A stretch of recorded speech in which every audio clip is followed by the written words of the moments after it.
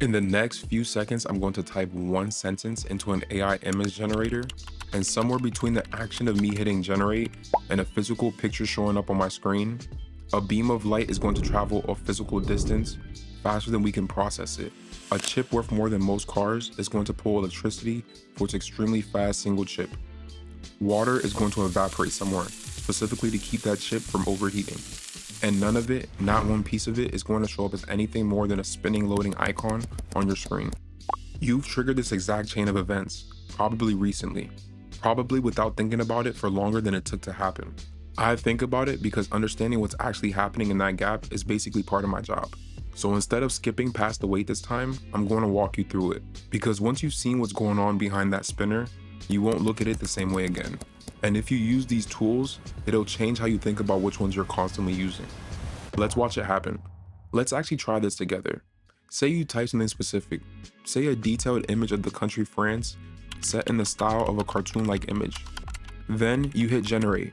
Right now, at this exact moment, that sentence stops being words on your screen and becomes data.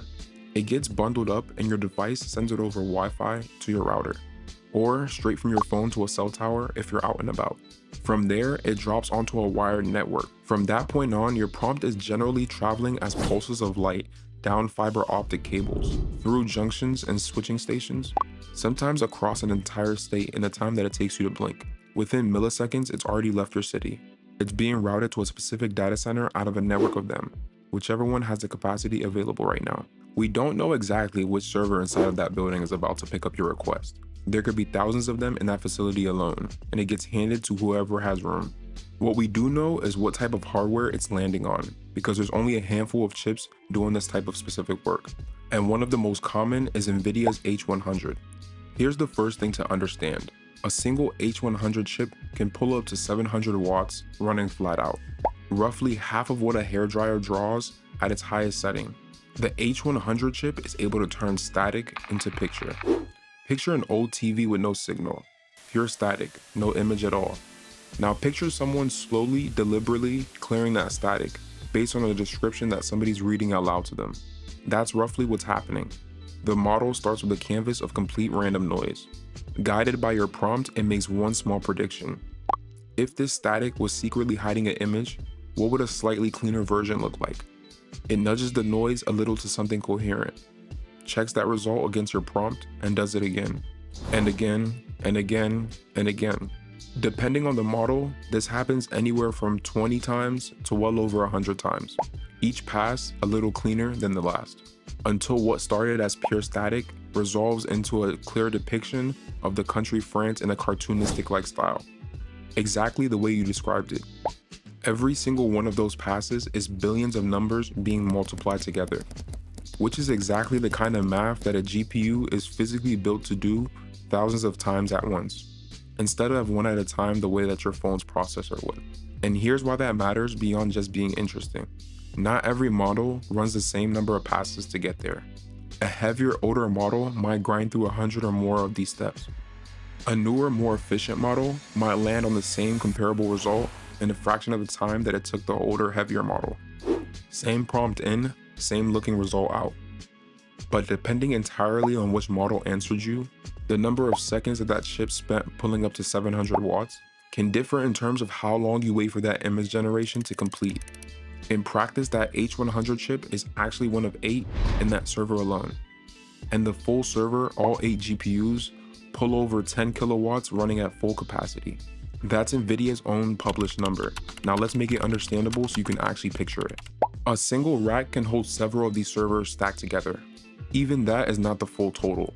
None of it accounts for what it actually takes to cool the hardware from actually cooking itself. It's not just about fans. A lot of this cooling relies on water, evaporating off heat the same way that sweat cools skin. Separate research from the Washington Post and the University of California found that even a short block of AI-generated text can evaporate more water in the process than a full bottle of water. Facilities track the electrical side of this with a number called PUE, power usage effectiveness. Basically, how much extra power gets burned on cooling, and overhead for every watt that actually reaches the chips. Industry average sits around 1.5 PUE, which means for every watt spent generating your image, Add another third to a half again, just to keep the room cool enough for the chip to survive. That's the real total cost of the few seconds that you spent waiting on that spinner. And not one number, a chain of them, and each bigger than the last. Stacked on top of a request that feels from your side of the screen completely free. One image is obviously nothing. The problem is that nobody generates just one image. Not you, not the person next to you, not the millions of people doing the same thing right now. Added up, and global AI computing is expected to draw somewhere of 70 terawatt hours of electricity in 2026. Roughly what an entire mid-sized country runs on for a full year. And that demand doesn't spread out evenly across the map. It concentrates in regions that have the land, the power infrastructure, and the fiber network that actually supports it. Places like Northern Virginia. Roads you drive past without a second thought, buildings that look like nothing from the outside. That's not a coincidence, and it's not some small side detail. It's the reason that local power planning has become a genuine public conversation. And it's the entire subject of debates around data center contracts and new build-outs. If you've ever wondered why the AI boom keeps getting talked about like it's an abstract, far-off thing, well, it isn't. It's buildings and it's real physical, real infrastructure. And there's a very good chance that one is closer to you than you'd guess. Back at the start, I said that this will change exactly how you think about which tools you're actually using. Here's the actual answer. I'm going to provide some names, but real quick, a caveat. This space moves fast, so consider this a July 2026 snapshot. What matters more than any of these names is how you read these tools, because that's a skill that doesn't expire. Google's own lineup right now is the cleanest example. Nano Banana Pro runs about 20 to 30 seconds because it's running high parameter reasoning. The Flash version next to it is built for speed. Same family, same naming logic, straight from the source. Second, speed is a rough but real tell. Adobe's Firefly runs about 10 to 15 seconds. That's a tool that's tuned for commercial licensing and workflow, not raw horsepower. Compare that to Midjourney, which consistently comes on top for aesthetic quality and side-by-side comparisons. Because it's not optimizing for your patience, it's optimizing for the output. So here's the practical version mapped to actual tools that you can open today. For fast drafts, mockups, iterating on 10 ideas before you actually pick one, reach for something built for speed. ChatGPT's image tool is about as frictionless as it gets. Type, get image, and refine in chat. For your final image, the one that's actually going to go live, use Midjourney if aesthetic quality is top priority. Use Nano Banana Pro if you need higher resolution and more prompt control. Anything with text baked into the image, thumbnails, graphics, ideogram is great for that. I'm not going to tell you that one of these is the best overall, because if you were to ask 5 different sources, you'd get 5 different answers. What I will tell you is that now you should be able to match specific use cases that you have personally to specific models based on what they do and provide. So think back to the image of France that we generated at the beginning. The moment you hit generate, a request left your device as pulses of light, crossed miles of physical distance in milliseconds, and landed on a specific chip, depending on which model you're actively using.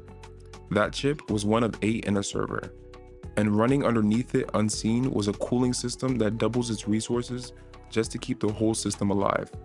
None of that appears on your screen. All you saw was a spinner and then an image appeared. I still use these tools constantly. This isn't a reason to stop. This is a reason to understand what you're actually using and how to use it better. Comment your thoughts below on the topic and whether you knew about this behind the scenes ecosystem. As always, subscribe and like for more. I'm Spencer, this is Tech Motive Supreme, and I'll see you next week.